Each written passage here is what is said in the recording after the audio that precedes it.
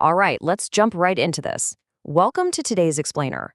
We're tackling something that is literally keeping executives up at night. Every organization out there is trying to figure out AI adoption. But, we've kind of moved past asking what we should believe about AI safety. Now, the absolute critical question is, what should we actually do? So today we're going to bridge that massive gap between high-level AI governance and your daily on-the-ground operations. We're looking at a frankly brilliant piece of work by John Cachat that compares operationalizing AI guidance to having a map versus having an engine. Let's get into it. To really wrap our heads around the scale of this challenge, we've got to start with a massive number, 1,200. Recently, the Center for Security and Emerging Technology, you probably know them as CSET, released a comprehensive reference guide for implementing AI. To build this guide, they distilled information from over 1,200 external sources. I mean, just imagine the sheer volume of data, theories, and policies they had to sift through to figure out best practices for AI governance. It's wild. Now, from that mountain of 1,200 sources, CSET distilled things down to another staggering number, 817. That's 817 incredibly detailed AI governance recommendations. It is easily the most granular public attempt we've seen yet to harmonize this totally fragmented landscape of AI guidance into one single, navigable framework. And that brings us to the final and honestly the most overwhelming number of all, 238. Out of all those sources and recommendations, they synthesized 238 specific implementation steps. Now, if you're in the C-suite or maybe a compliance officer or IT director, your pulse is probably racing a bit right now, right? This is the very definition of information overload. 238 steps is a massive undertaking for any organization that's just trying to safely and effectively deploy AI. So to make sense of all those steps, the CSET guide acts as this beautifully crafted reference map. It's like a giant puzzle, organizing everything across an 18-stage AI adoption lifecycle, taking you from self-assessment and planning all the way through to deployment and improvement.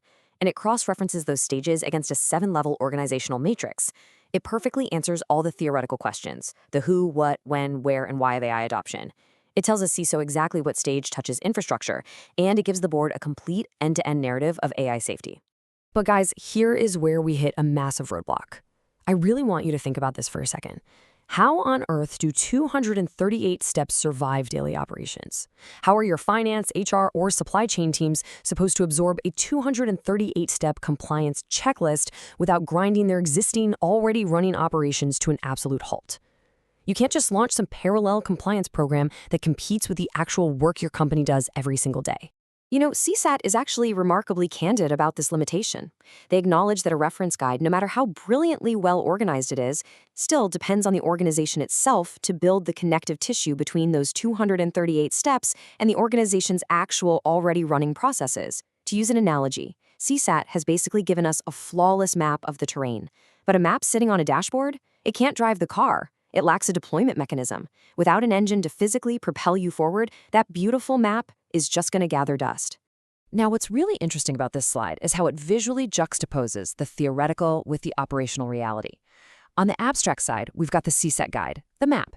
It's static, it's focused on the what and when, and it assigns responsibility to generic functional titles. On the operational side, we have the actual solution to our compliance headache, the Integrated Process Excellence Framework, or IPE. This is the engine.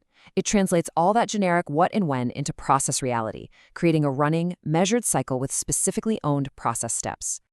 Section 1. The engine. The IPE Process Deployment Framework. So this framework was created by John Cachat to close this exact gap. Let's look under the hood at how this engine actually operates. IPE deploys every process through 6 universal steps, completely rooted in foundational process excellence. Step 1 establishes leadership culture. Step 2 identifies measurable key variables. Step 3 documents the methods into process worksheets. Step 4 communicates and trains the team. Step 5 monitors data to control the process. And Step 6 drives structured improvement, which feeds right back into Step 1.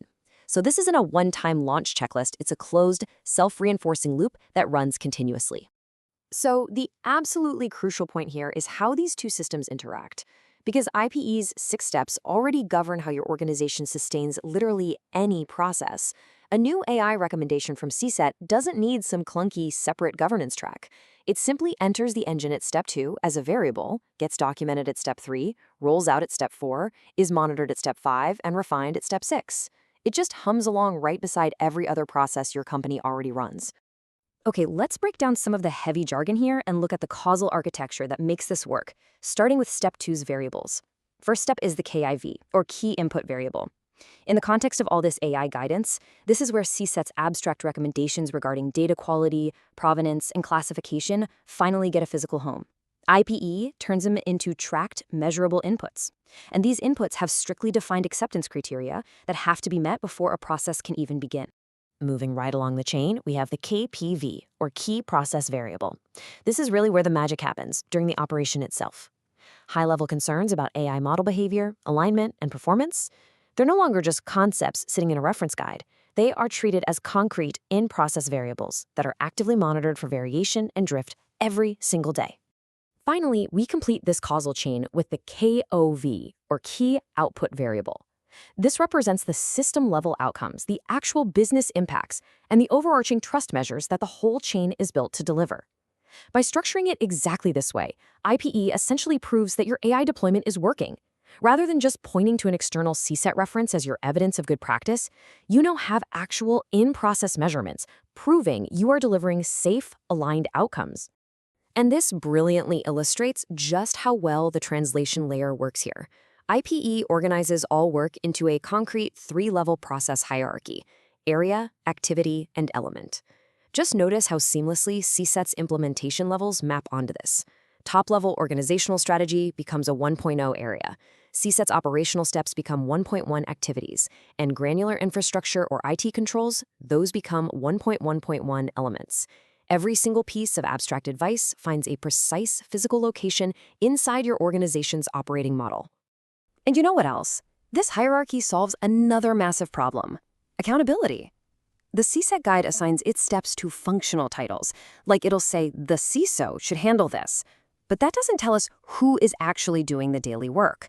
IPE assigns named individual owners to each specific activity and element.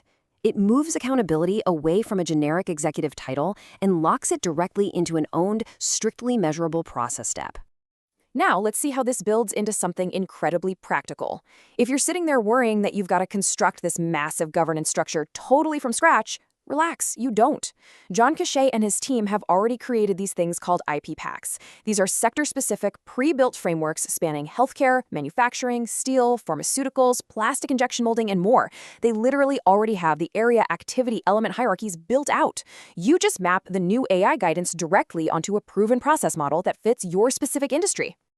So, what's the ultimate takeaway from all this? The CSET report is an incredible achievement. It really is. But as we've seen, it's just the map.